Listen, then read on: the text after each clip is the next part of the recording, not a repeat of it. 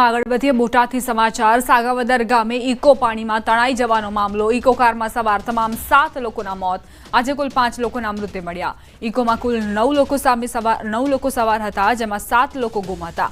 ગઈકાલે 2 લોકોના મૃતદેહ મળ્યા હતા। એનડીઆરએફ તેમજ સ્થાનિક રેસ્ક્યુ સહિત ગામ લોકો મહેનત કરી રહ્યા હતા। બોટાદ પ્રાંત અધિકારી, બોટાદ રૂરલ મામલતદાર તેમજ સ્થાનિક ગામના આગેવાનો સહિત ગુમ થયેલની શોધખોળ હાથ ધરાઈ હતી।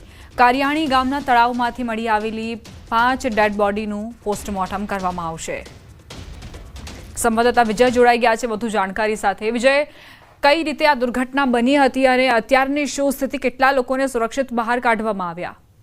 જી દીપા, ચોક્કસથી કહી શકાય કે ગંભીર બેદરકારીના કારણે કરુણાંતિકા સર્જાઈ હોય તેવી આ ઘટના છે, જેમાં ગત 16 તારીખના સાંજના સમયે સાંગાવદર અને લાઠીદર ગામ કે જે બોટાદ તાલુકાના ગામો છે તેની વચ્ચેની નદીમાંથી જોખમી રીતે કાર પસાર કરાઈ હતી।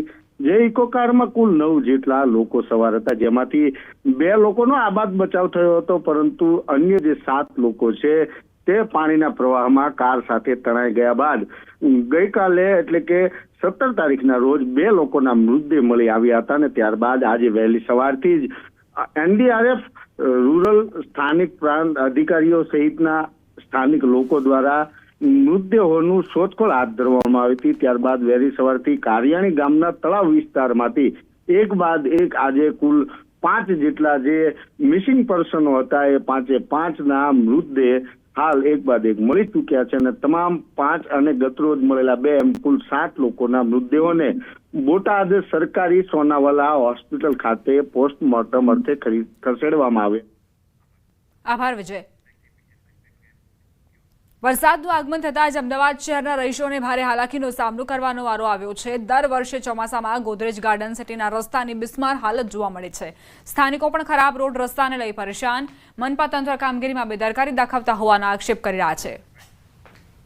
વરસાદ પડતાની સાથે અમદાવાદ શહેરના રોડ રસ્તાની હાલત ખસ્તા થઈ જતી હોય છે।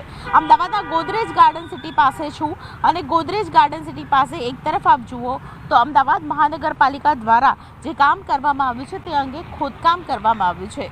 પરિણામે રસ્તો છે તેને અડધો અડધ ખોદકામને કારણે બંધ કરી દેવાયો છે અને બીજી તરફ રોડ રસ્તાની હાલત પણ ખસ્તા થયેલી જોવા મળી રહી છે। ગોદરેજ ગાર્ડન સિટી તરફ રહેતા લોકો છે તે મહા મુસીબતનો સામનો દર વર્ષે કરતા હોય છે અને આ વર્ષે પણ તેઓ પાણીમાંથી અહીંથી પસાર થતા ટ્રાફિકની સમસ્યા છે તેમાં પણ લોકો પરેશાન થતા જોવા મળતા હોય છે। આપ જોઈ રહ્યા છો કે એક તરફ રસ્તો અડધો બંધ છે અને બીજી તરફ ખાસ કરીને રોડ રસ્તાની હાલત પણ ખરાબ છે, જેને કારણે લોકો છે તે મહા મુસીબતનો સામનો પણ કરતા હોય છે। એકદમ ખરાબ છે રસ્તો, તો બહુ ખરાબ છે। હા આંટી, તમે પાછા બેઠા છો, ડર લાગે છે? ઘણો બધો ડર લાગે છે। કયા વિસ્તારમાં ક્યાં રહો છો? આગળ ચાંદખેડા રહો છો। બહુ ખરાબ છે આગળ રસ્તો? આગળ તો ખરાબ સારો છે પણ અહીંયા જ ખરાબ છે ખરાબ ખાલી। છે। અચ્છા કાકા, ટ્રાફિકમાં નીકળ્યા હોય તો કેવી પરિસ્થિતિ થાય?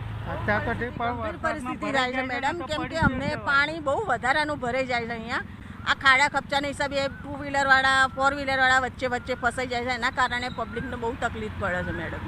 તમે ક્યાં રહો છો? આગળ અમે આગળ ચાંદખેડા માનસરોવરમાં રહીએ છીએ। અહીંથી રોજનો અમારો રોજનો રૂલિંગ છે રોડ આવવા જવાનો, કેમ કે આટલા ખબર સુધી પાણી હોય છે, એટલું જ બધું પાણી ભરેલું હોય છે વરસાદના કારણે, એના કારણે અમારે હેરાન થવાનું થાય છે। પહેલા જ વરસાદ તો હા, પહેલા જ વરસાદમાં ફૂલ પાણી ભરાઈ જાય છે। તો જે સાંજે અમે અહીંથી જ ગયા હતા, ગઈકાલે સાંજે અહીંથી જ ગયા હતા। પરમ દિવસ સાંજે ટ્રાફિક પણ બહુ હશે? હા, ટ્રાફિક એકદમ ફૂલ થઈ જાય છે। બિલકુલ, તો લોકોએ આ પ્રકારની સમસ્યા છે તેમનો સામનો કરવો પડે છે। કાકા, તમે આગળ રહો છો? સિલ્વર લક્ઝુરિયામાં। અચ્છા, કેવી પરિસ્થિતિ છે? કારણ કે રોડ રસ્તા તકલીફ પડે છે, રોડ રસ્તા ખરાબ છે તો દર વર્ષે આમ થાય? હા, દર વર્ષે। કેટલા વર્ષથી આવી પરિસ્થિતિ? અરે કેટલા, હું 1.5 વર્ષથી તો હું રહું છું, ત્યારનું તો જોઉં છું। ત્યારના જોઉં છું, એટલે કોઈ સુધારો જ નથી? ના, અચ્છા, બહુ મ્યુનિસિપાલિટીનું ખરાબ તંત્ર છે આવું। ટેક્સ પૂરો આપીએ છીએ ને આવું ચાલે અમારે। બિલકુલ, તો ટેક્સ પેયર છે અને ટેક્સ પે તો પૂરો આપે અને જો ટેક્સ ના આપે તો સીલ કરી દે, પરંતુ પરિસ્થિતિ એવી છે કે રસ્તા લોકોને અહીં રસ્તા પણ નથી મળતા। આપ જુઓ તો અડધો રસ્તો ખોદેલો અને બીજો જે રસ્તો છે તે પણ જવા લાયક નથી। લોકોએ ખાસ કરીને 2 વે રસ્તો છે તેને 1 વે કરીને ટ્રાફિકમાં જવું પડે છે અને આ પ્રકારની પરિસ્થિતિથી લોકો છે તે પરેશાન થતા જોવા મળી રહ્યા છે। કેમેરામેન પંકજ મકવાણા સાથે દીપિકા કુમાર, ન્યૂઝ 18 ગુજરાતી, અમદાવાદ। રોકાઈશું એક બ્રેક માટે। આપ જોતા રહો ન્યૂઝ 18 ગુજરાતી।